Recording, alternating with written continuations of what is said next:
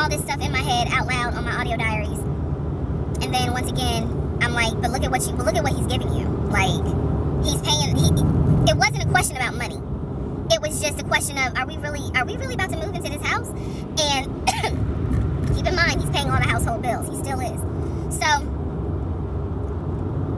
we were supposed to close before Memorial Day. We didn't. There was an excuse. There was always an excuse with him. Always an excuse. And I didn't know enough about the process to question stuff because I really wasn't involved the way I should have been. And it was giving me a lot of anxiety. So I'm pregnant with a lot of anxiety. And if I'm going to be 100% honest with y'all, I was not expecting that I was probably going to have a healthy pregnancy because I was stressed. And what I was stressed about is I didn't know what was going on because I wasn't really involved the way that a normal relationship would be involved. Just being honest. So we did not close. We moved now into June. This is now going into June. Around June 5th, I looked at the house again on Realtor.com.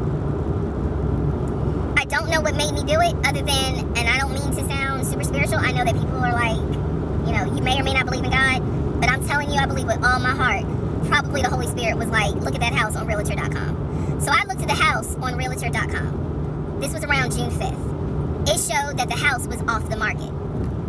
And I remember being like, okay, wait, what does that mean? What does that mean? Because ex-husband is telling me, we're about to close on a house. We're about to close. It's our house. We got furniture, da-da-da, da-da-da, da-da-da. He's also telling me that he's been in contact with the realtor, his friend, who was telling him, this is what was happening next. Here's what's going on. So the guy that we initially worked with apparently is completely out of the picture. But again, I was not heavily involved. So I'm just like, let me look at the house. I see it's off market. What the fuck does off market mean? Like, now I'm really freaking out. So it shows the name of the real estate agent for the seller. I don't remember her name. I called her. And I said, I said, my husband and I, even though I wasn't married, my husband and I were looking at this house at 123 Main Street. And we really wanted to tour it, but now I'm showing it's off market. Is it not available? Or, I pulled that card. And she was like, oh, no, ma'am. The home closed yesterday. It closed June 4th. Again, there's certain dates I just remember. And I said, oh, it closed June 4th? I was like, really? And she said, yes, ma'am. She was like, my sellers sold the house. And I was like, oh, man, okay. Well, I said, my husband and I really wanted, we love the pictures of it. And we're getting ready to start a family. So I would have loved to have been able to, have the opportunity to see it. I asked her something. I don't remember the specific question I asked her. And I know why I asked the question because I was anticipating that my boyfriend at the time was going to have some sort of excuse. So I asked her something about the buyers. And I remember, and somehow, again, forgive me, I don't remember the question I asked her. But the answer was that it was an older white couple. Older white couple. So I get off the phone with her. I record an audio diary. And in the audio diary, I specifically say, okay, there is no house. He's going to have to get out of this lie somehow. Because now I realize, at the very least, he was lying about him being the one who was under contract. I knew enough about that. So I was like,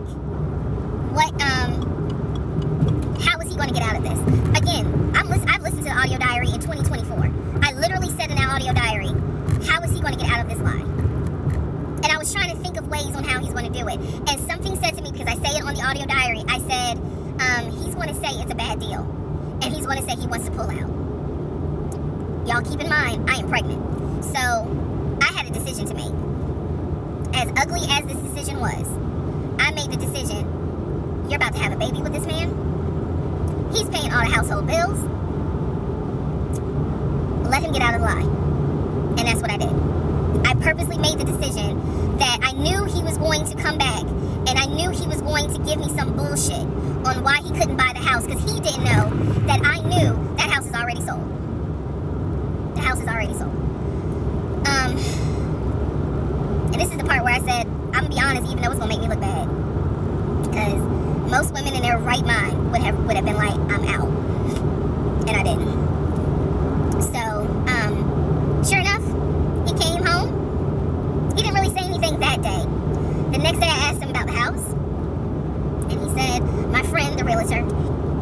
He was like, I'm talking to him because something's going on with the interest rate. And when he said that, I felt so much relief because I knew that I had been prepared for he's going to give you some bullshit.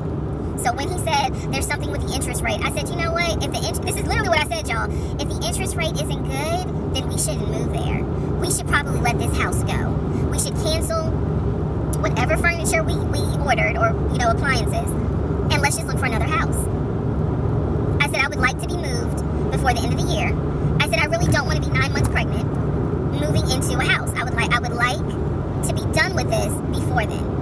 And the way I said it was so calm, and he was like, okay, I'm gonna call the realtor, and tell him I'm backing out of the house, and I'm gonna see if I can get my earnest money back. And I remember looking at him, I was standing in the kitchen, and I cocked my head to the side, and I said, okay, get your earnest money back, and let's find another house. And so, that's how that first house fell through. So, fast forward, I keep looking at this to see how much time I have, because they only give you 10 minutes. So this is part 5, part 6 is coming up, but subsequently what ends up happening, the next week, which is mid-June, I was at work, and I started cramping, started bleeding, and at this point, my doctor, I had just had an ultrasound earlier that day, so I went to work, because the ultrasound was fine. I went to work, and the cramping and the bleeding started, and I started crying because I kind of knew what was going on. And my doctor had called me and told me that when they did the ultrasound, they did not see a heartbeat. So she was like, this pregnancy is not going to be viable. So I'm crying and hysterical, and now we're going to get into